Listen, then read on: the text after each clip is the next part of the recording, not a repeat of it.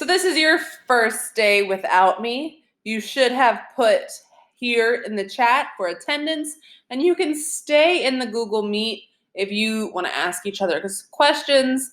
However, like I told you, it will be recorded and I have access to all chats, so please make sure that you are being school appropriate and working like I need you to. Now, when you go into the Classwork tab, you should be reading today Chapter 3 and Chapter 4. So scrolling down to reading unit Count Me In, you have the read aloud right here. You also have the book pages, which are available for you. And I have all of this week's work, this week's pages, I should say, all completed. Now in the workbook, oops, not turned in, my bad. I will go through how to answer the questions and do one of them with you. So in chapter 1 and 2, you should be able to answer the first question of week 1. Matt describes the lists, as ugly, and Chris agrees that this is the perfect word to describe it. Why is ugly the correct word? Use evidence from the text to support your answer. So, first, following race, we should rephrase the question. So, the question is, why is ugly the correct word? So, ugly is the correct word for this situation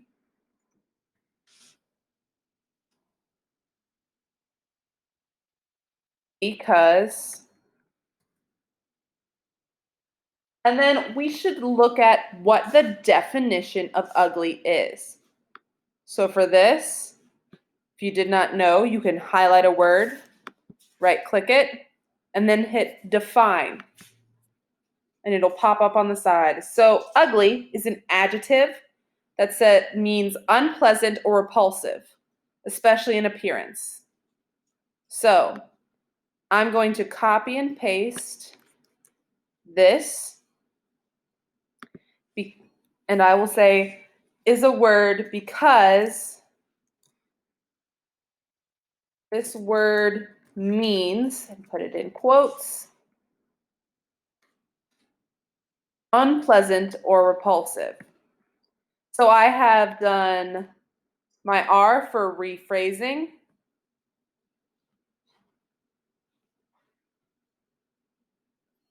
And I am answering, oops, my bad, here. Now I will cite and find evidence. So for this, we would go back into Google Classroom and I would pull up the book pages.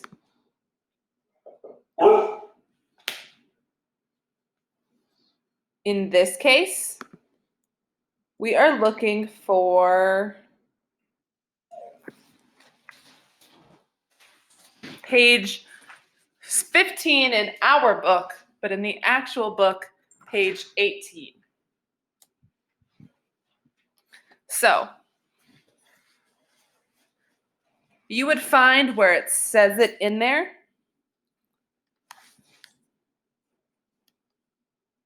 Or you can find out when Chris Daniels actually, where is it?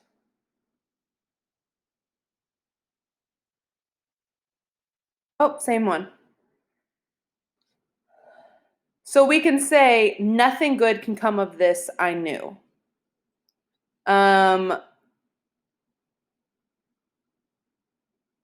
We would then go and say in our book, so if ugly is the correct word for this situation, because this word means unpleasant or repulsive, we would say Chris Daniels sees that, I want to make sure that I'm using the correct words. sees that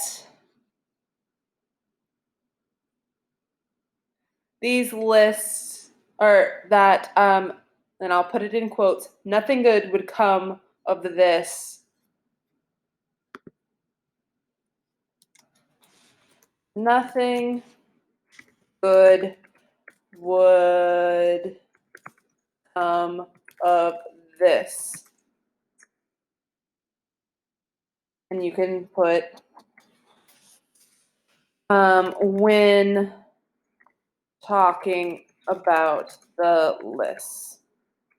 It happens on page 15 of our book. So I have now done C. I've given a reason. And because I'm going to be typing a bit more, I'm going to put that down to a 15. I now have to explain. So the boys know that grading and rating people is hurtful and can be very mean depending on the list. They are purposefully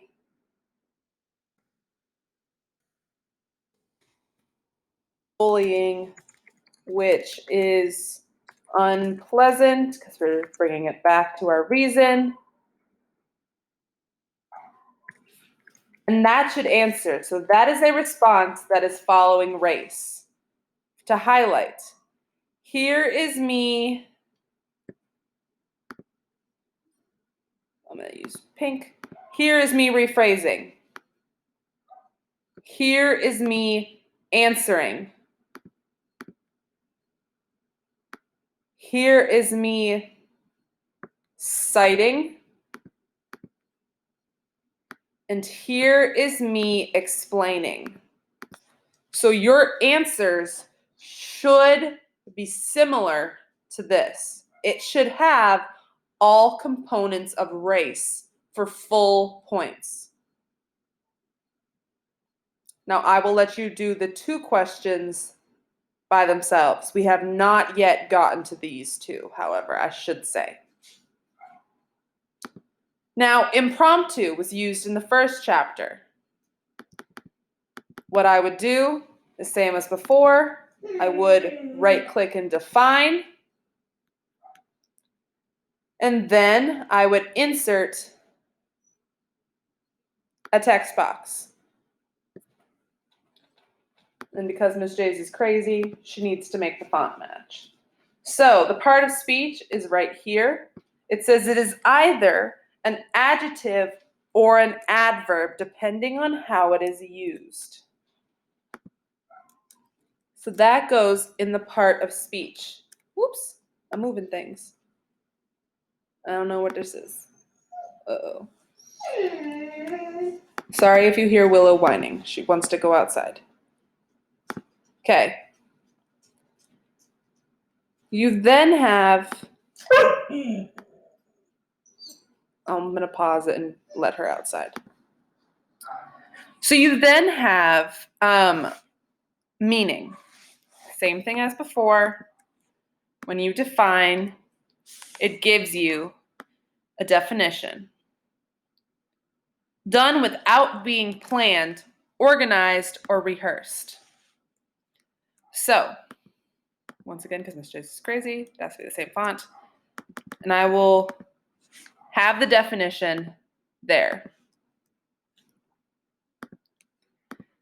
Last but not need, last but not, you know what I'm saying. Lastly is a synonym. So I would open Google or any search engine, and I would put impromptu synonym. And there are other ones here. Another way you could do this is right-click, define, And let's see, synonyms are right here. These are all synonyms of impromptu. So for me, because I would like you, if possible, to give me 2, I am going to do unrehearsed, and I am going to do improvised.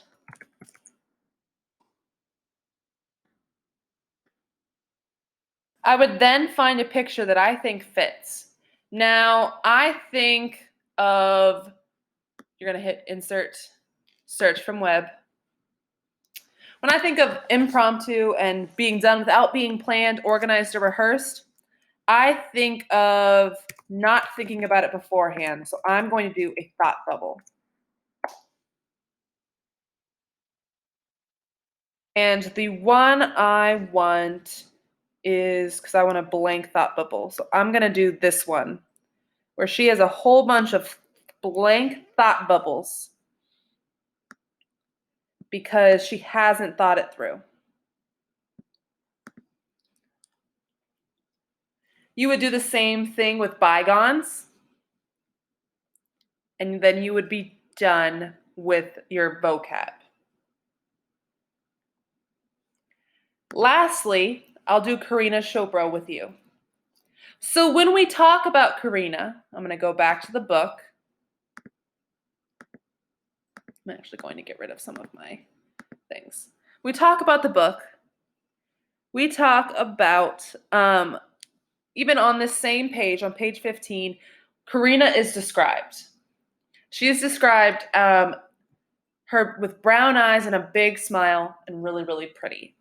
We also know, because I've talked about it, that she's an Indian American. So something you could do, we also know she is in 7th grade, is Google young Indian Americans, actresses.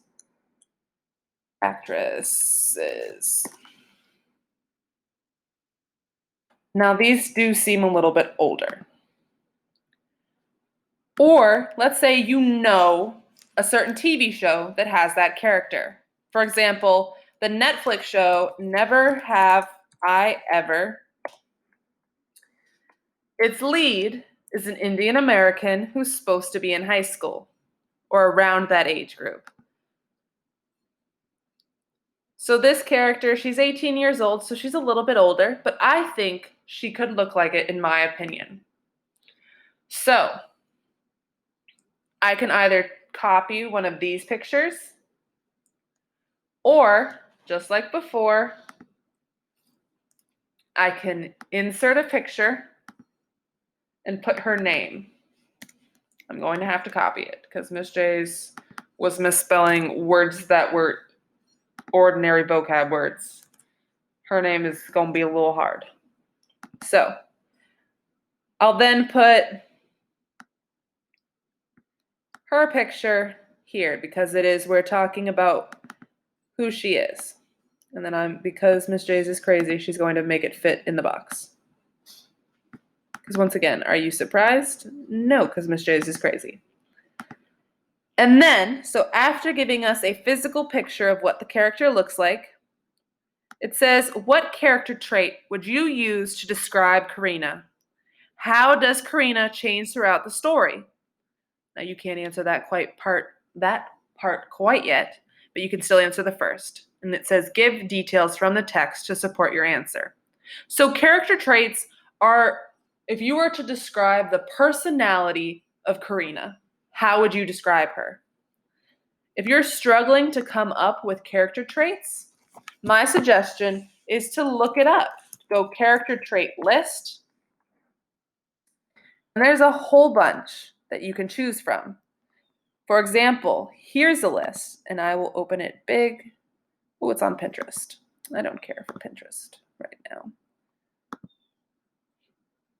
Here's one that's easier to see.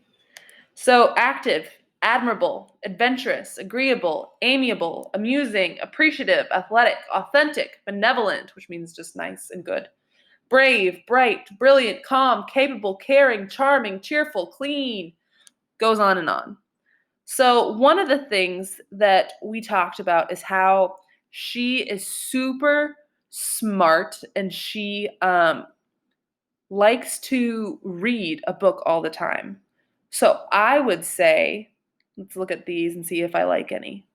Oh, I might do creative because they talk about how much she likes taking pictures. So I would go to this and I would say a character, because we are rephrasing. Oops, I'm spelling wrong. Character. Nope. Character trait of Karina is that she is creative. So we have rephrasing and answering. We now have to back up our claim with text. So we go back in the book and we say,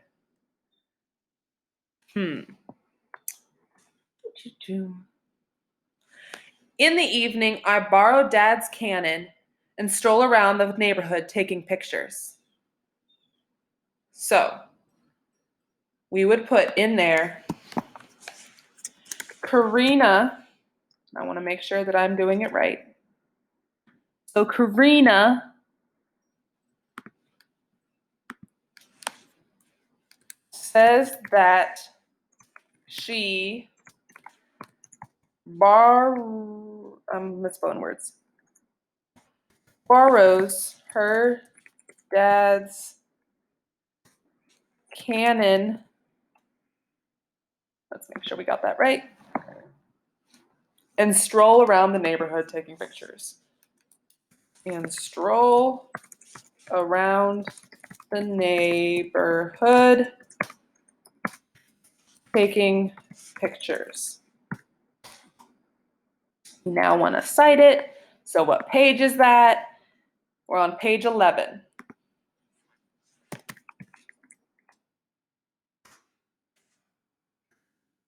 Okay, so we have now found our cite or our evidence. We now need to explain it. So Karina is focused on her photography and getting into a gallery. She is even submitting work for a competition that will be coming soon. Her desire to take pictures shows how creative she is.